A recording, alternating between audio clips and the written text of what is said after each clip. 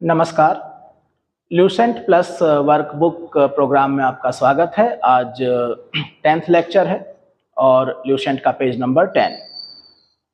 ये वर्कबुक है जिसमें बौद्ध धर्म के बारे में जानकारी है, बौद्ध संगीतियों के बारे में है, बौद्ध धर्म के विभाजन हीनयान महायान के बारे में है, जो शिक्षाएं हैं उसके बारे में जानकारी है, कुछ प्रमुख बौद्ध मठ हैं, स्तूप, उनके प्रकार, और आखिर में इसमें शैव धर्म की शुरुआत हो गई है।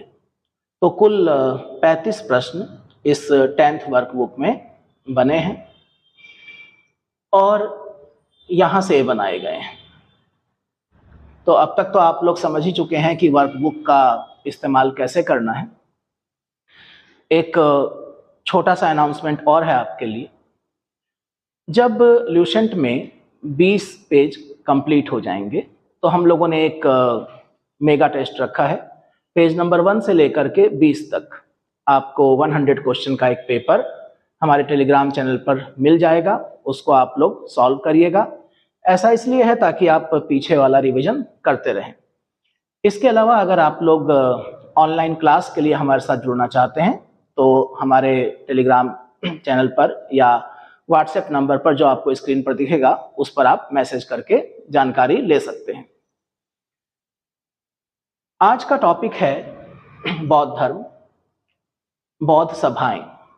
कल हम लोगों ने बुनियादी जानकारी हासिल करी थी महात्मा बुद्ध के बारे में, जन्म, ज्ञान प्राप्ति और प्रचार वगैरह। आज बौद्ध सभाएं और जो सिद्धांत हैं। तो बौद्ध धर्म के विकास में बौद्ध सभाओं का बहुत बड़ा योगदान है। बुद्ध ने अपने जीवन काल में जो कुछ भी बोला उसको लिपिबद्ध नहीं किया गया, उसको लिखा नहीं गया। तो बुद्ध की मृत्यु के बाद एक सम्मेलन किया गया। जितने भी बौद्ध धर्म के जानकार थे सब लोगों को एकत्र किया गया और कुछ किताबों की रचना की गई। फिर समय समय पर जब भी कोई विवाद हुआ उसके समाधान के लिए सभाएं की गई। तो कुल 4 सभाएं या संगीतियां हमारे सामने हैं और बहुत सिंपल सा एग्जाम का पैटर्न है। फर्स्ट, सेकंड, थर्ड और फोर्थ बौद्ध समिट कब इनका आयोजन किया गया, कहां पर आयोजन किया गया, अध्यक्षता किसने करी और इस समस्त आयोजन को किस शासक ने संरक्षण प्रदान किया, इन चारों में से कुछ भी पूछा जा सकता है। तो पहली बौद्ध संगति 483 बीसी, बुद्ध की मृत्यु के तुरंत पश्चात राजगृह में बुलाई गई। अध्यक्षता करी थी महाकश्यप ने और शासन काल था अजातशत्रु का। इसी बौद्ध संगति में त्रिपिटक, जो बौद्ध धर्म के 3 महत्वपूर्ण ग्रंथ हैं, उनमें से 2 की रचना, सुत्त पिटक और विनय पिटक की रचना की गई। जैसा आप जानते हैं सुत्त पिटक का विषय बुद्ध की शिक्षाएं हैं, बुद्ध के उपदेश हैं, और विनय पिटक में जो बौद्ध संघ था उसके नियम आदि हैं। दूसरी बौद्ध संगति पूरे 100 वर्ष के बाद वैशाली में हुई। अध्यक्ष थे सबाकामी और कालाशोक, जो कि शैशुनाग वंश का था शासक, उसने संरक्षण प्रदान किया था। तीसरी बौद्ध संगति 250 ईसा पूर्व में पाटलिपुत्र में हुई, मोगलीपुत्र तीस की अध्यक्षता में, और संरक्षण काल था अशोक का। चतुर्थ बौद्ध संगति 98 ईस्वी में कुंडल वन में हुई, कनिष्क का संरक्षण था। और यहाँ पर आप देखिए 2 नाम मिल रहे हैं अध्यक्ष में, वसुमित्र और अश्वघोष। तो वसुमित्र अध्यक्ष थे और उनके डिप्टी, उनके उपाध्यक्ष के तौर पर अश्वघोष थे।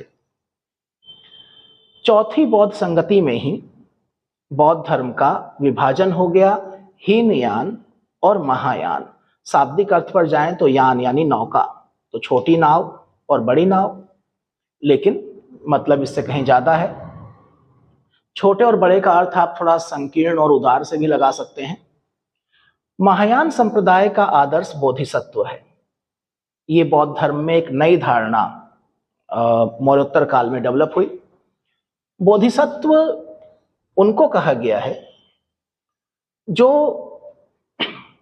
यहां पर देखिए अहर्थ पद, तो एक तरीके से बोधिसत्व वो हैं जो अहर्थ पद को प्राप्त कर चुके हैं। बोधिसत्व वो हैं जिनको ज्ञान प्राप्त हो चुका है, जिनको अपने जीवन काल में ही निर्वाण की प्राप्ति हुई है। लेकिन ये देखते हुए कि बाकी लोगों को उनकी आवश्यकता है, वो अपने मोक्ष को, अपने निर्वाण को स्थगित कर देते हैं और वो बार बार जन्म लेते हैं। तो एक तरीके से अवतारवाद दिखाई देता है। तो बोधिसत्व जन कल्याण के लिए अपने मोक्ष को, अपने निर्वाण को स्थगित कर देते हैं और बार बार जन्म लेते हैं, जबकि हीनयान का आदर्श अपने एफर्ट से, खुद के एफर्ट से अहर्थ पद को प्राप्त करना है, ज्ञान प्राप्त करना है, निर्वाण प्राप्त करना है, और इसके पश्चात वो बर्थ रीबर्थ के साइकिल से मुक्त हो जाते हैं, उनको मोक्ष मिल जाता है। धार्मिक जुलूस, यहां पर एक जानकारी है कि सबसे पहले बौद्ध धर्म के द्वारा प्रारंभ किया गया। वैशाख पूर्णिमा का बौद्ध धर्म में बहुत महत्व है, बुद्ध पूर्णिमा कहा जाता है, क्योंकि ये एक संयोग या जो भी कि बुद्ध का जन्म, ज्ञान और महापरिनिर्वाण, महापरिनिर्वाण का अर्थ है बुद्ध की मृत्यु, वैशाख पूर्णिमा के दिन ही हुई। बुद्ध ने 4 आर्य सत्यों का उपदेश दिया है। बुद्ध को जो ज्ञान की प्राप्ति हुई थी वो यही था कि दुनिया में दुख है, आपको पहले इसको एक्सेप्ट करना होगा, और उसका एक कारण है, जो तृष्णा है वो जो कारण है, उस तृष्णा को समाप्त किया जा सकता है, अपनी इच्छाओं को नियंत्रित किया जा सकता है, और ऐसा करने के लिए हमें अष्टांगिक मार्ग बताया गया। तो 4 आर्य सत्य, दुख, दुख समुदाय, दुख निरोध गामिनी प्रतिपदा, जिस मार्ग पर चल करके आप दुखों को दूर कर सकते हैं, और वो है अष्टांगिक मार्ग। आप देखिए, सम्यक दृष्टि, सम्यक संकल्प, सम्यक वाणी, सम्यक कर्मांत, सम्यक आजीव, सम्यक व्यायाम, सम्यक स्मृति और सम्यक समाधि। यहां पर दृष्टि, संकल्प, वाणी, कर्मांत, आजीव, सबको सम्यक, सम्यक हर शब्द के साथ है। तो इस सम्यक को कैसे समझा जाए? साधारण भाषा में भली भांति, जांचा परखा, उचित प्रकार से। तो उचित प्रकार से अगर आप प्रत्येक कार्य को करते हैं, या अगर हम थोड़ा सा फिलॉसफी में कहें तो होशपूर्ण स्थिति में अगर आप काम करते हैं,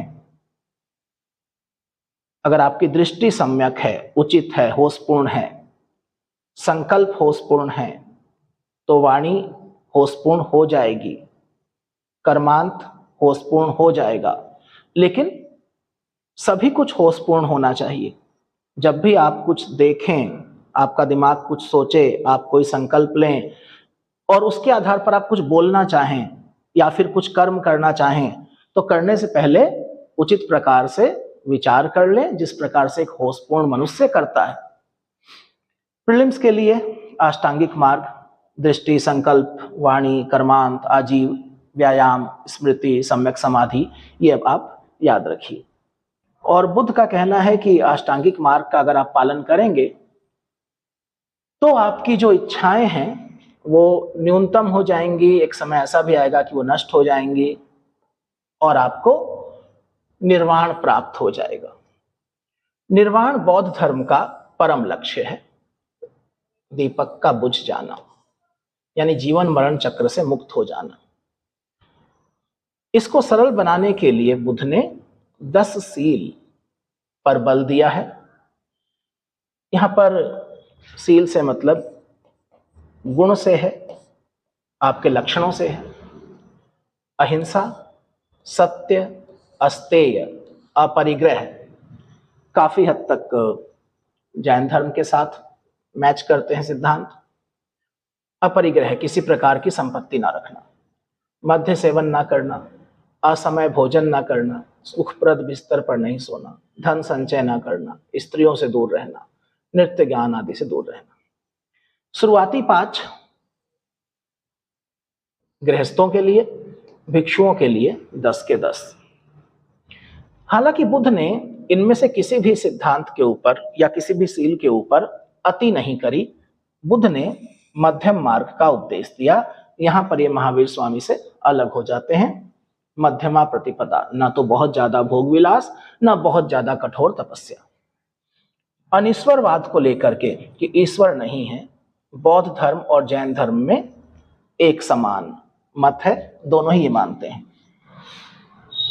जातक कथाएं, जातक कथाएं खुद्दक निकाय का हिस्सा है और इनसे पता चलता है कि बोधिसत्व का जो अवतार है वो मनुष्य रूप में भी हो सकता है और पशुओं के रूप में भी हो सकता है।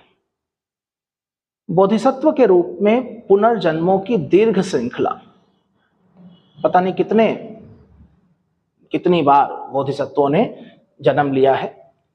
बुद्ध हमारे सामने जिस रूप में थे, शाक्य मुनि, तो उनको भी एक बोधिसत्व माना गया और वो अंतिम नहीं है। भावी बुद्ध के तौर पर मैत्रेय का नाम मिलता है बौद्ध ग्रंथों में कि भावी बुद्ध का नाम क्या होगा, मैत्रेय। जैसे कि विष्णु के 10वें अवतार के तौर पर या भावी अवतार के तौर पर हमें नाम मिलता है कल्कि, उसी प्रकार से मैत्रेय। सर्वाधिक बुद्ध मूर्तियों का निर्माण गंधार शैली में किया गया। चूंकि मथुरा शैली में मूर्तियां पहले से बनाई जा रही थी, तो ये मानने का कोई कारण नहीं है कि पहली मूर्ति जो बुद्ध की बनी होगी वो निश्चित तौर पर मथुरा शैली में बनी होगी। लेकिन सर्वाधिक मूर्तियां जो बनी वो गांधार शैली में बनी। तिब्बत, भूटान और आसपास के देशों में बौद्ध धर्म का प्रचार पद्म संभव, जिन्हें कि गुरु रिनपॉन्च के नाम से तिब्बत में जाना जाता है, उन्होंने किया था। रिनपॉन्च, पद्म संभव। स्पष्ट प्रश्न आएगा कि तिब्बत में बौद्ध धर्म का प्रचार किसने किया? पद्म संभव ने किया। बौद्ध धर्म की वज्रयान शाखा से इनका संबंध था। तो जो बौद्ध धर्म का विभाजन था, शुरुआती विभाजन महायान, हीनयान और उसके बाद वज्रयान, वज्रयान में तंत्र का प्रभाव आ गया था। पंचमकार पद्धति, मांस, मदिरा, मैथुन, ये सब आ गया था। इनकी 123 फीट ऊंची मूर्ति, हिमाचल प्रदेश। यहां पर देखिए एक नोट दिया गया है कि भारत में उपासना की जाने वाली प्रथम मूर्ति संभवतः बुद्ध की थी। तो इसको थोड़ा समझ लीजिए। हड़प्पा काल से लेकर के वैदिक काल से लेकर के हमें लगातार भारत में मूर्ति पूजा के साक्ष्य मिलते हैं, मूर्तियों के बारे में जानकारी मिलती है। तो एक लाइन में ये पॉइंट गलत हो जाता है कि भारत में उपासना की जाने वाली प्रथम मूर्ति संभवतः बुद्ध की थी। हाँ, इसको इस तरीके से समझा जा सकता है कि किसी ऐतिहासिक मनुष्य की मृत्यु के बाद उसकी मूर्ति बना करके पूजा की गई। इस मामले में बुद्ध पहले थे, क्योंकि इससे पहले जो मूर्तियां उपलब्ध हैं वो चमत्कारिक लोगों की हैं या पौराणिक लोगों की है या फिर देवी देवताओं की है। तो एक मनुष्य जिसके बारे में हम जानते हैं कि हाँ वो ऐतिहासिक है, उसकी मृत्यु के बाद उसकी मूर्तियां बना करके पूजा की गई, इस मामले में बुद्ध निश्चित तौर पर पहले हैं। स्तूप जो कि बौद्ध धर्म स्थल हैं, तो वैदिक काल में हमें स्तूप का पता चलता है सावधान टीले, जहां पर अंतिम संस्कार किया जाता था। एक समाधि बना दी जाती थी, मृतकों के अवशेष और राख का डिपॉजिट होता था, वहां पर निक्षेप होता था। अशोक के बारे में कहा जाता है कि अशोक ने अपने शासनकाल के दौरान लगभग 84,000 स्तूप बनवाए थे।